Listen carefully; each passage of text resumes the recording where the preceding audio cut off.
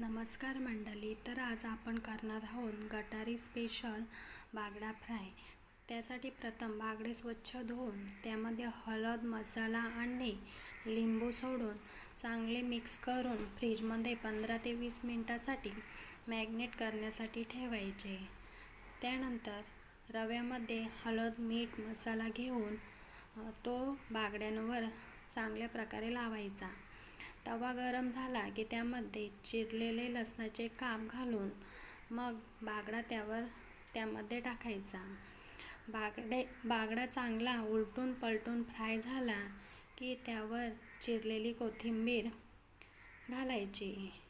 बागडा fry होत असताना कलथीच्या साहाय्याने वरून थोडा व्हिडिओत दाखवल्याप्रमाणे दाब द्यायचा, म्हणजे बागडे अतिशय कडक आणि झणझणीत होतात.